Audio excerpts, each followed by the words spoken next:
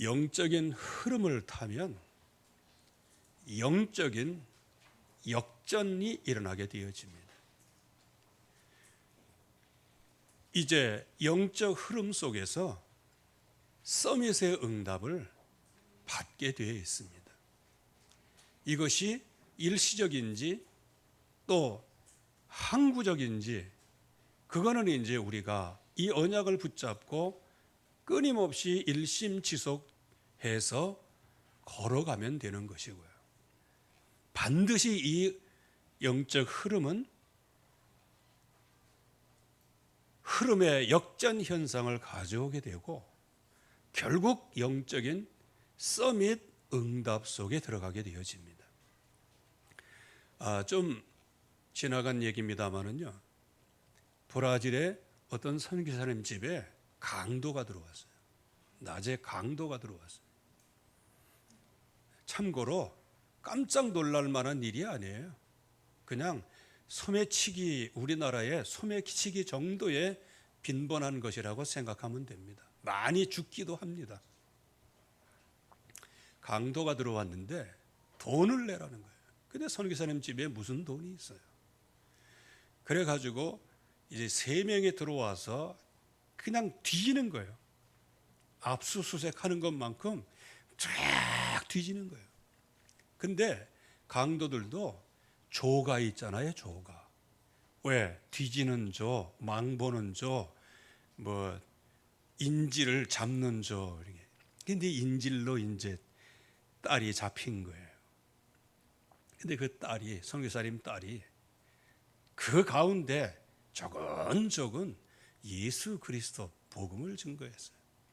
근데 의외로 너무 복음을 잘 받아들이는 거예요. 그 자리에서 무릎 꿇고 예수를 영접했습니다. 그런데 그때까지 막 수색하고 돈 찾아내려고 다 뒤집어 놓는데 이 영접한 아이가 내가 다음에 다시 오겠다. 물론 강도로 오진 않겠지요. 다시 오겠다. 그러면서 자기 같이 온 강도들에게 야 가자 하고 가더라는 거예요. 이게 무엇입니까? 어떤 현실적으로는 고난의 여정이라고 할지라도 거기에는 하나님이 분명히 언약을 주신 사람의 서밋 여정이 있는 거예요. 그래서 그 서밋 여정, 그 언약을 붙잡으면 강도든지 뭐든지 간에 거기서 진정한 사명을 감당하면 어떤 자리에서든지 서밋의 응답을 받게 된다는 겁니다.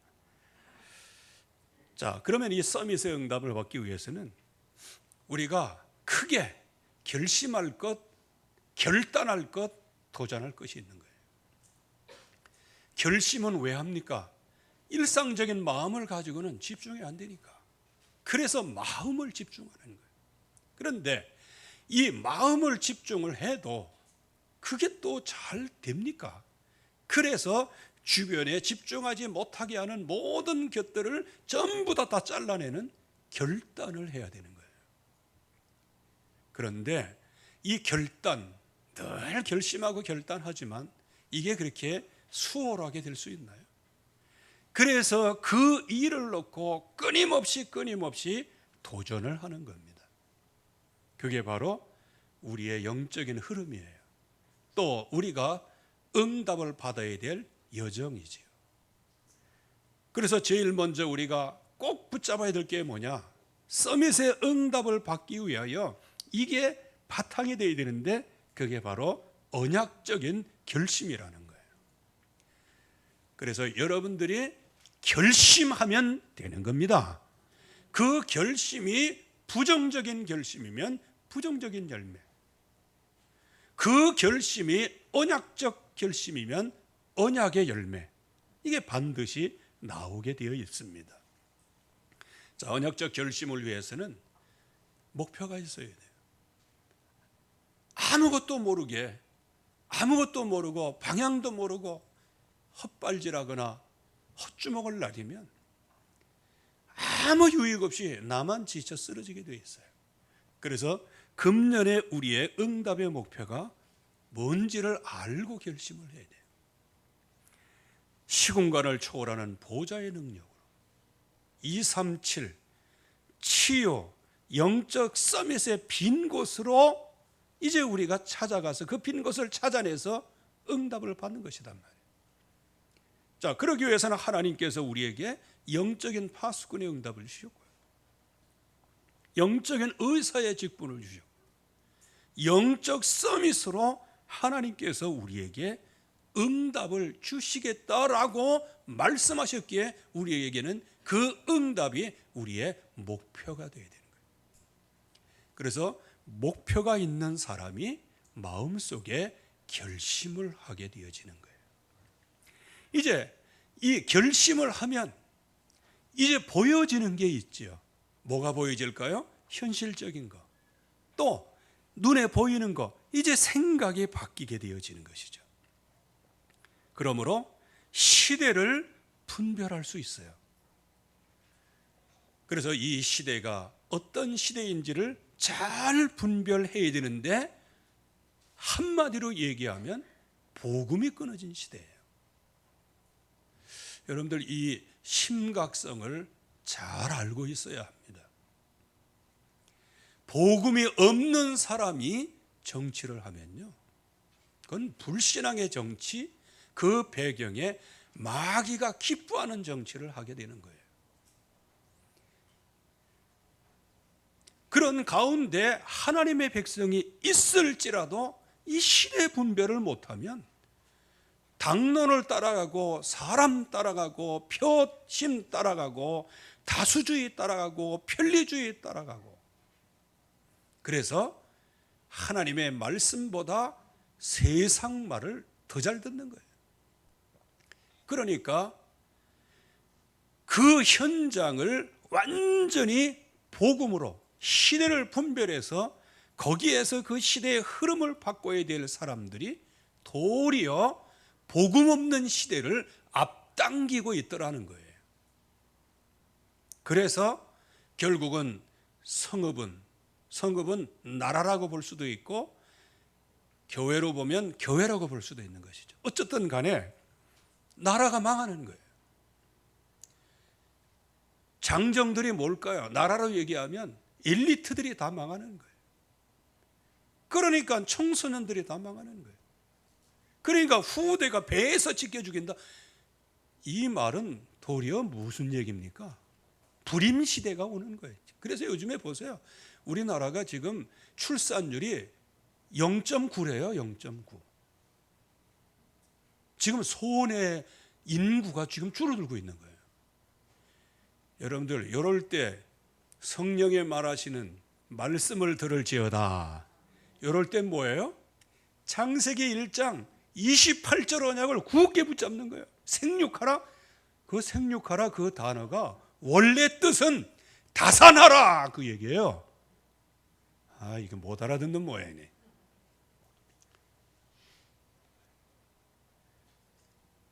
사라 나이 이전의 사람들은 도전해 보시기 바랍니다. 그래서 지금 교회가 무너지는, 시대를 살려야 될 교회가 무너지는, 교회가 힘이 없으니 중직자들이 무슨 힘이 있어요? 렘넌트들이 무슨 힘이 있어요? 태영아들이 무슨 힘이 있어요?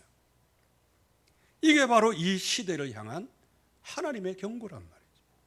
이럴 때에 우리로 하여금 그 언약을 붙잡도록 광야를 걷게 하시고 여러 가지를 다 엄청난 환난과 풍파가 있는데, 이때에 하나님의 말씀을 따라가나 안 따라가나 그거를 하나님께서 시험하신다고 말씀하고 계세요.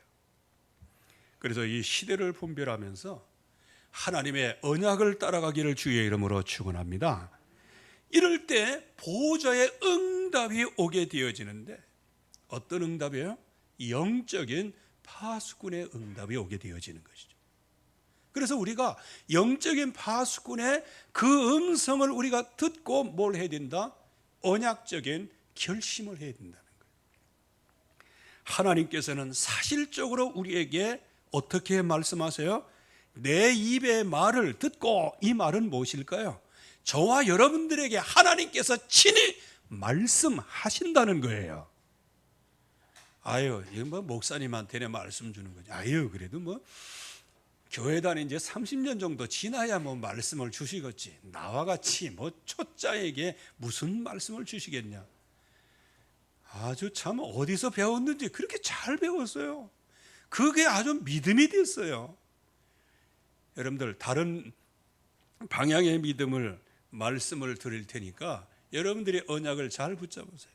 예수 그리스도를 영접한 모든 사람은 하나님께서 친히 말씀하시는 그 음성을 들을 수 있습니다. 우리 모두가 들을 수 있는 거예요. 내 입의 말을 듣고 나를 대신해서. 여러분들, 이게요 엄청난 거예요. 우리가 하나님을 대신해서 하는 사람들이에요. 이게 깊어지기를 바랍니다. 그래서 이 세상에서는 선지자의 역할을 하는 거예요. 그들에게 경고할지니라. 왜? 그들의 생명을 보존하기 위해서. 하나님께서 우리에게 이러한 축복을 이미 주셨고 지금도 응답을 흐름을 따라서 주고 계시는데, 빨리 우리가 더더욱 언약적 결심을 그래서 언약적인 결심을 하는 자체가 서밋 응답의 첫 번째입니다. 두 번째는 이 언약적인 결심을 했다고 하면 이제는요 언약적인 이제 결단을 해야 돼요.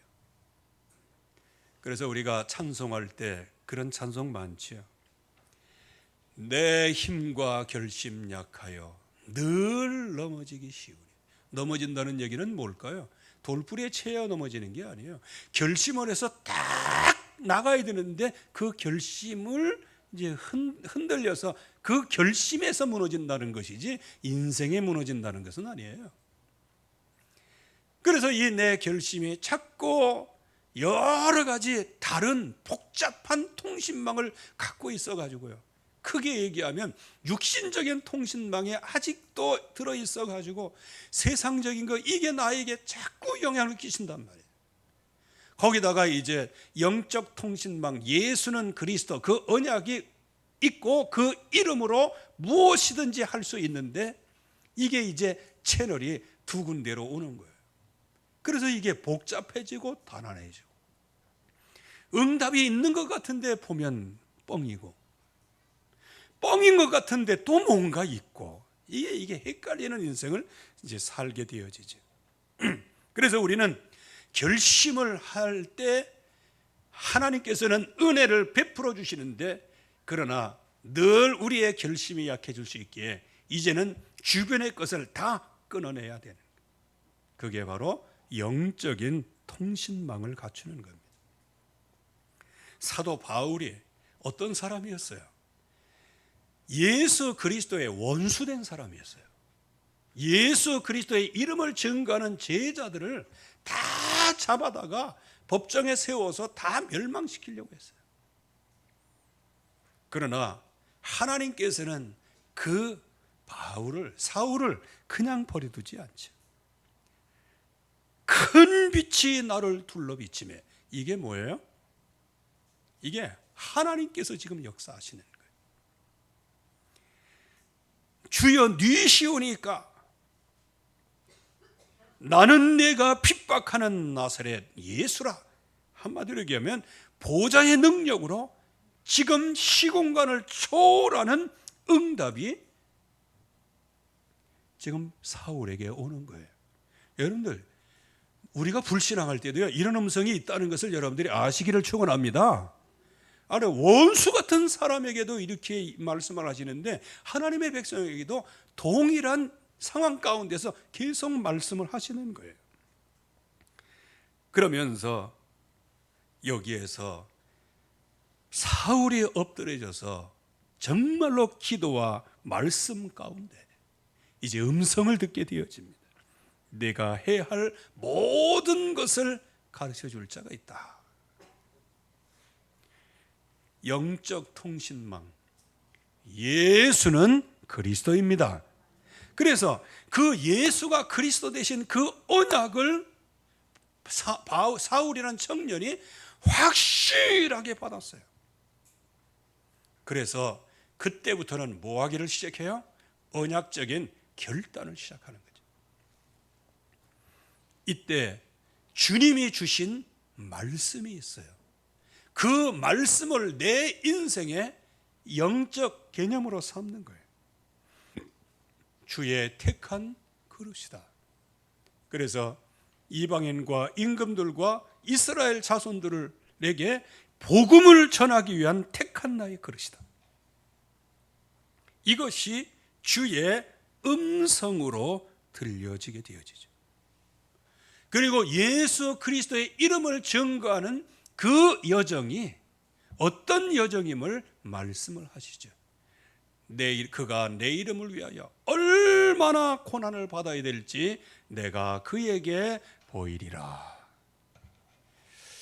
이렇게 말씀을 들으면 저와 여러분들의 생각 속에 이게 전도자로 살면 그냥 아주 죽도록 고생하는 거구나 이렇게 생각하거든요. 죽도록 고생하는 게 아니고 그게 생명을 살리는 좋은 일입니다. 선한 일이에요. 그리고 우리가 당하는 여러 가지 어려운 핍박, 그게 개인적인 것이든 가정의 문제든 후대의 문제, 자녀의 문제든 경제의 문제, 그건 상관없어요.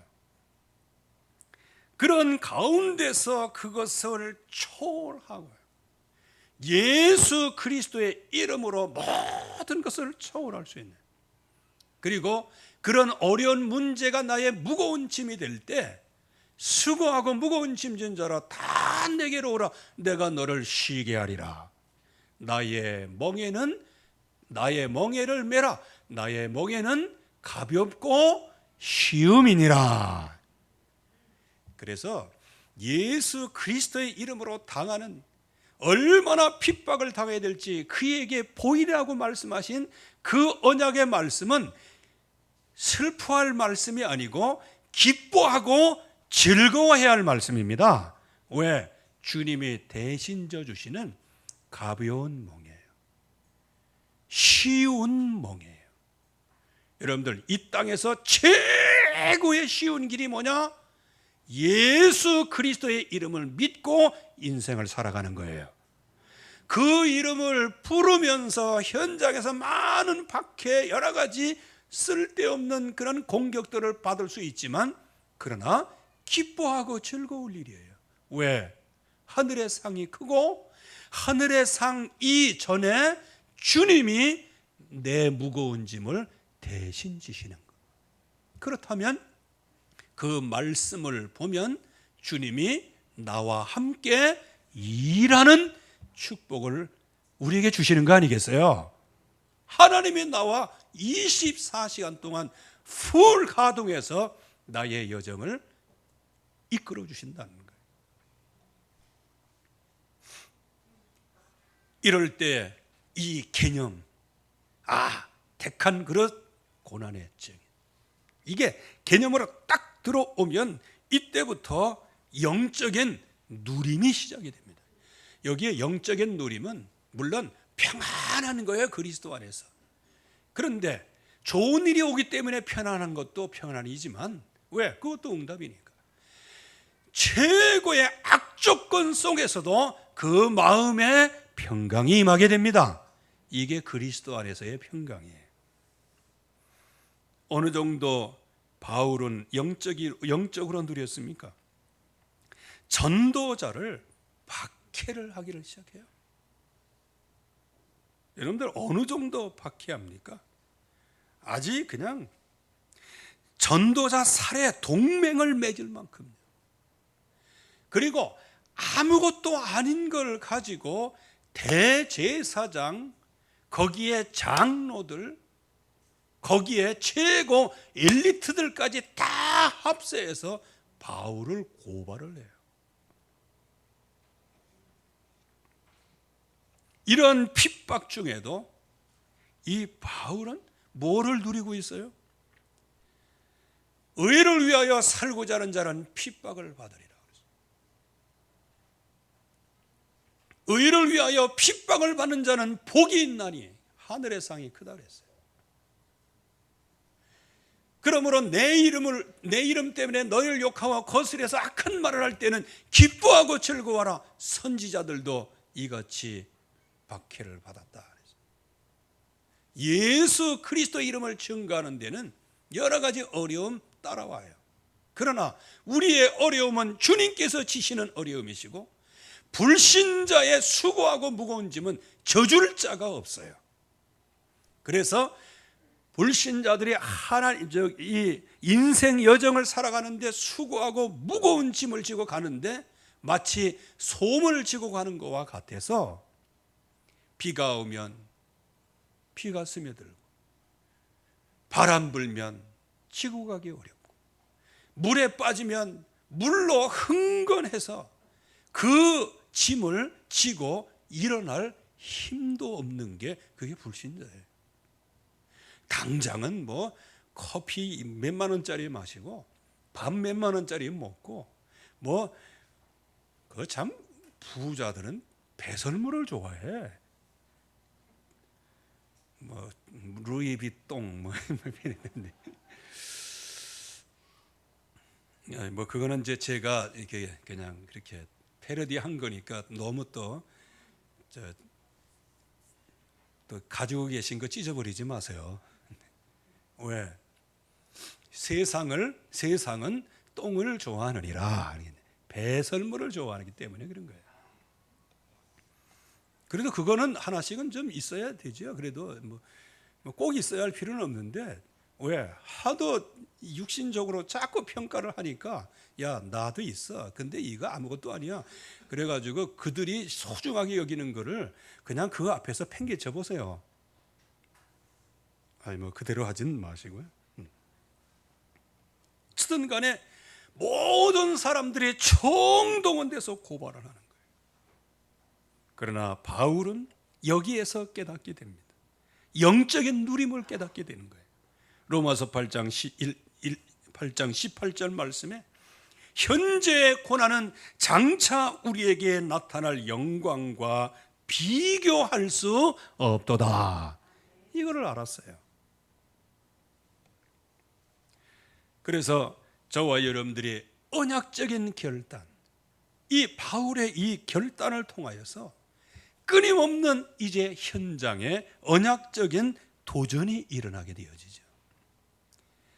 이때부터 서밋의 여정을 이제 가게 되어지는 거예요.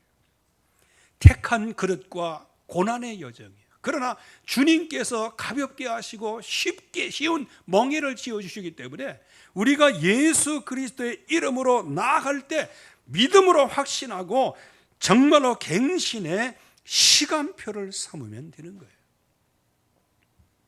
모든 것 가운데 그야말로 갱신의 시간표로 우리가 응답을 받으면 되는 것이죠. 그래서 바울아 두려워하지 마라. 네가 가이사 앞에 서야겠고 또 하나님께서 너와 함께 항해하는 자를 다 내게 주셨다 하였으니 그러므로 여러분이여 안심하라. 나는 내게 말씀하신 그대로 되리라고 하나님을 믿노라. 이게 영적인 누림이요. 이게 바로 영적 서밋의 여정이 되어지는 것이죠. 그래서 에베소 전 지역에서 대역사가 일어났을 때 로마도 보아야 하리라.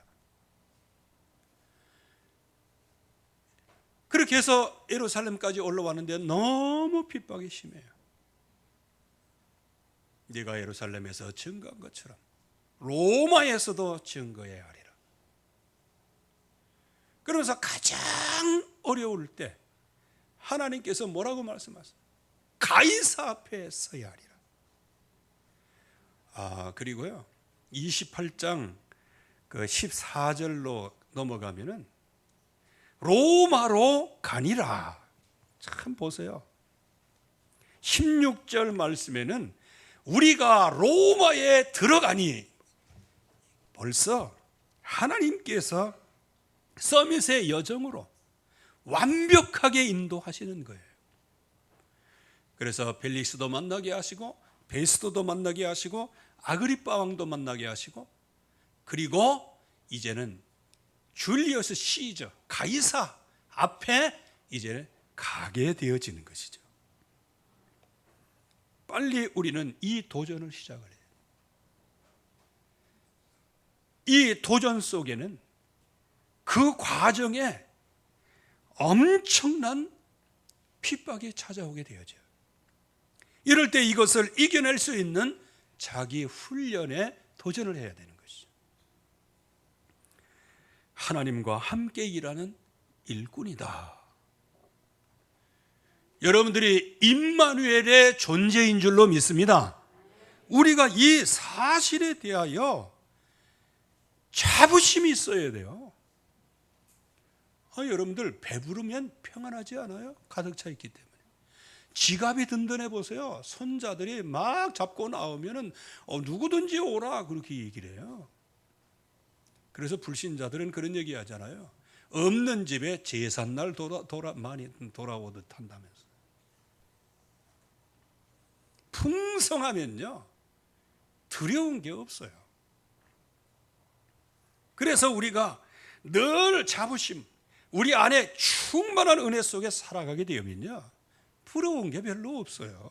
도리어 다른 것을 부러워하는 사람들을 좀 불쌍히 여기죠. 아이고 참 의지할 게 저것밖에 없나? 의지할 게 돈밖에 없나? 의지할 게 먹는 것밖에 없나? 저와 여러분들은 하나님이 함께 일하는 자입니다. 여기에 대한 자부심,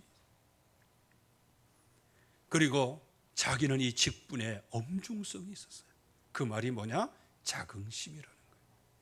그래서 하나님이 함께 일하는 자로서의 그 직분, 또 나와 함께 일하시는 그 하나님, 그 이름이 비방거리가 되지 않도록 자기 자신을 쳐서 복종을 시켰어요.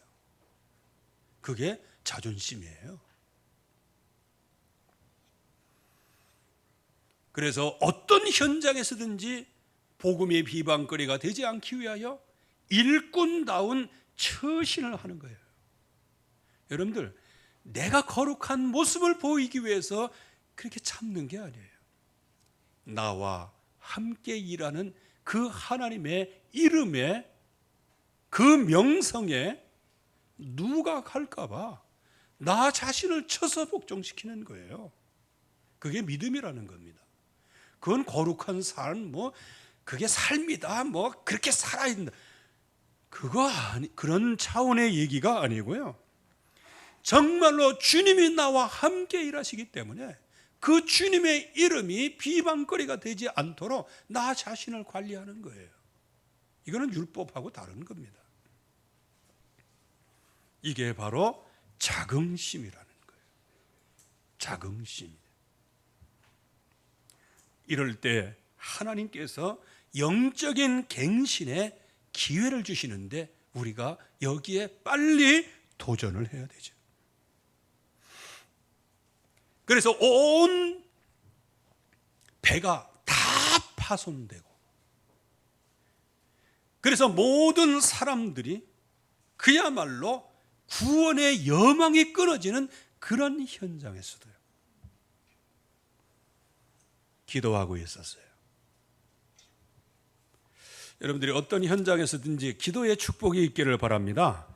내가 속한 바 곧 내가 섬기는 하나님의 사자가 어젯밤에 내 곁에 서서 말했다.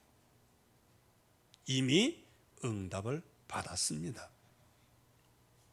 이미 응답을 받은 거예요. 그 엄청난 파선을 당하고요, 그야말로 2주 동안이나 밥 한 끼 못 먹고 그 풍랑과 싸우면서 기진맥진한 그런 가운데 바울만 하나님이 통닭시켜 주셨겠어요? 하나님이 바울에게만 나폴리 피자를 공급해 주셨겠어요? 똑같은 거예요.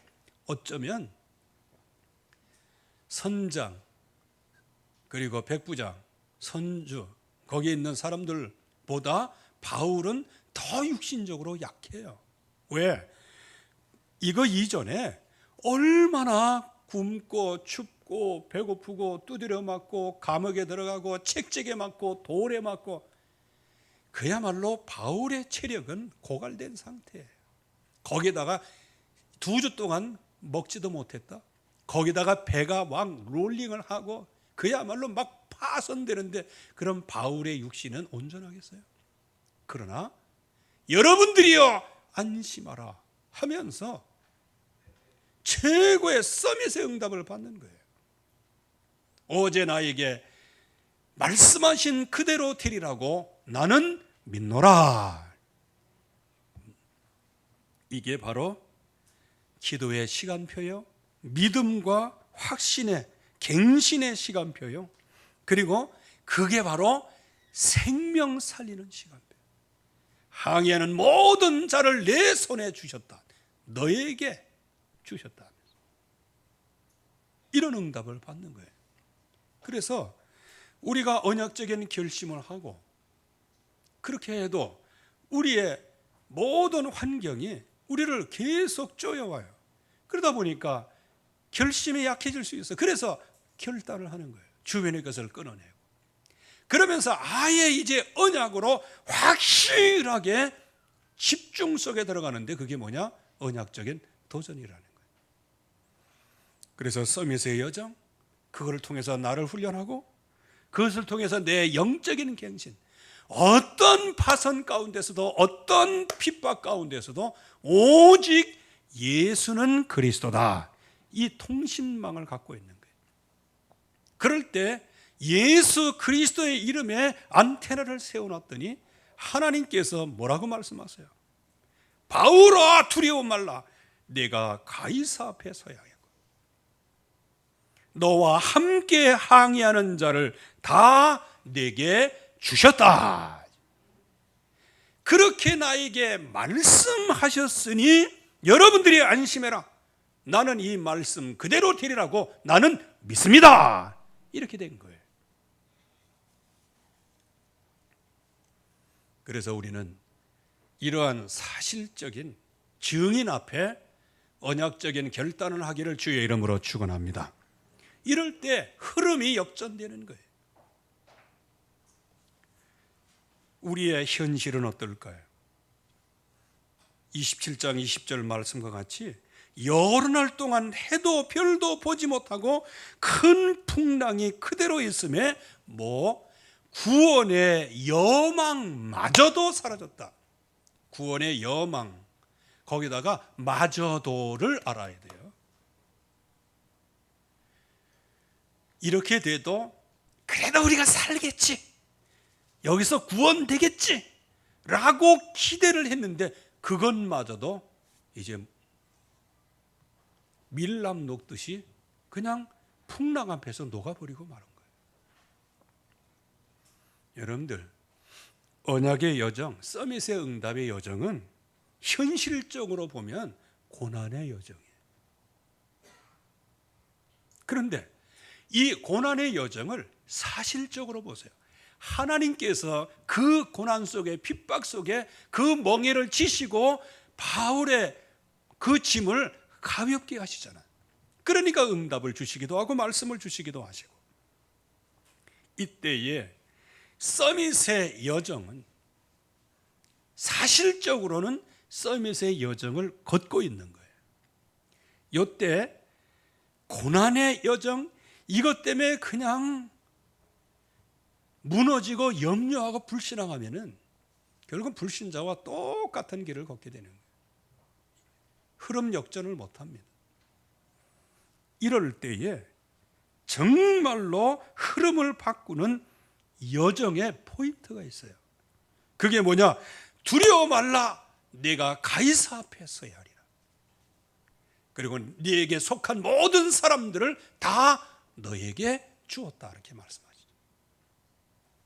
여러분들, 우리의 서밋의 여정은 환경 변화의 여정이 아니에요. 주신 말씀을 통하여 하나님이 우리를 바꿔가시는 여정입니다.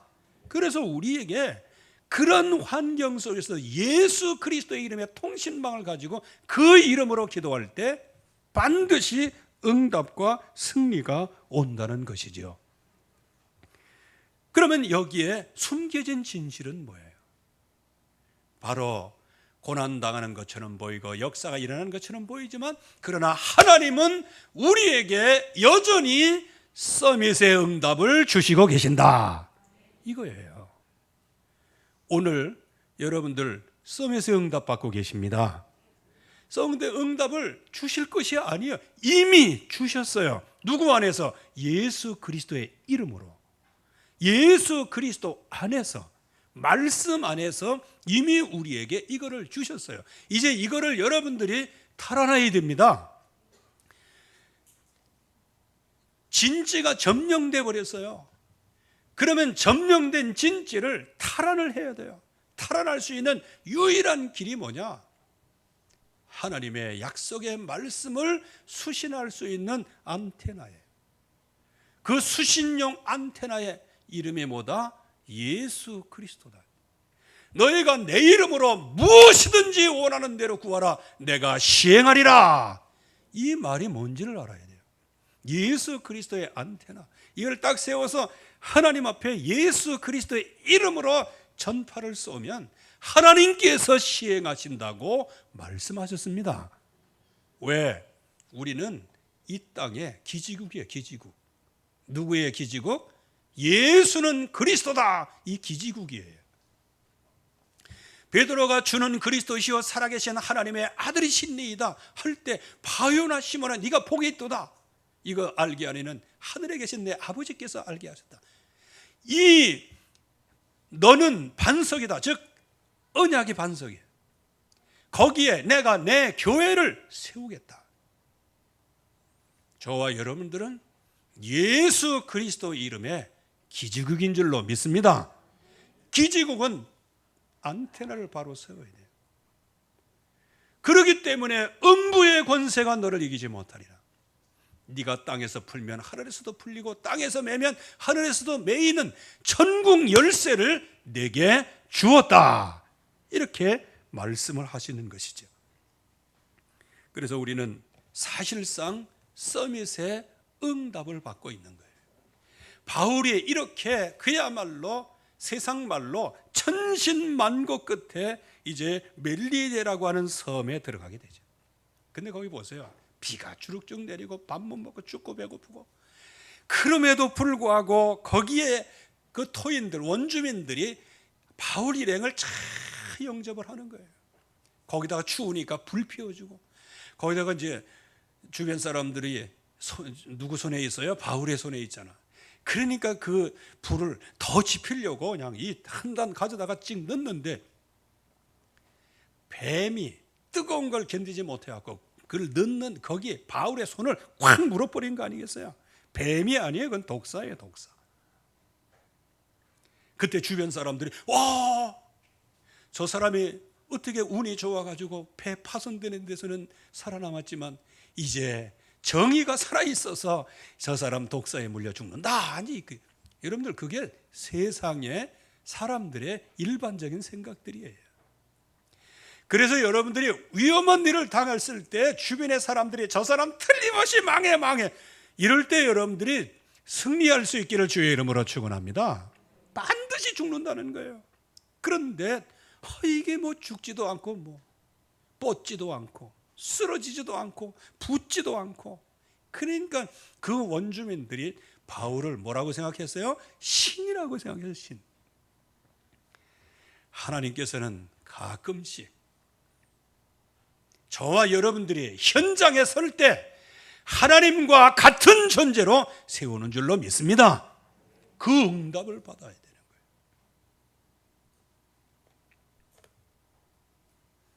그때 보블리오라는 사람이 있었어요. 그 사람이 누구냐? 추장이죠, 추장.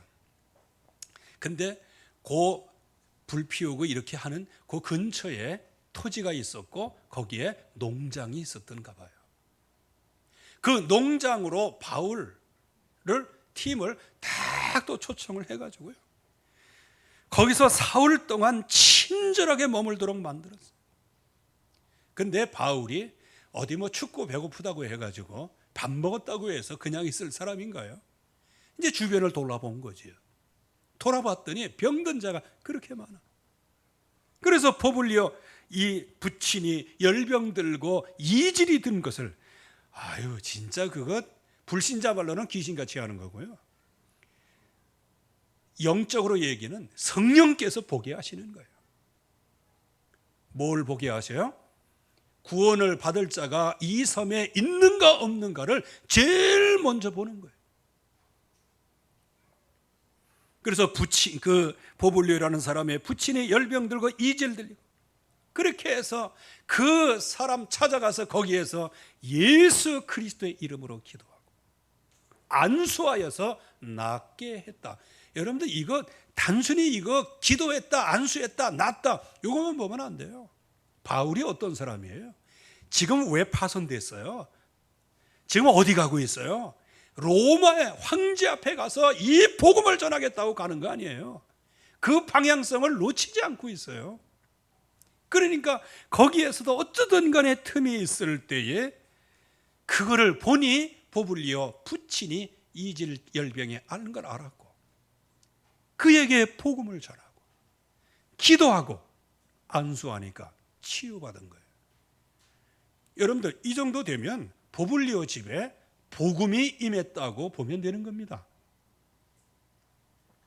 그 소문이 나니까 그 섬에 있는 연약한 자들을 소문을 듣고 다 오는 거예요. 그때 그 다른 병든 사람들, 그런 사람들에게 전부 다 고쳐낫게 했다. 그 말은 뭐예요? 바울이 무슨 힘이 있어요? 예수 그리스도의 이름이 힘이 있지.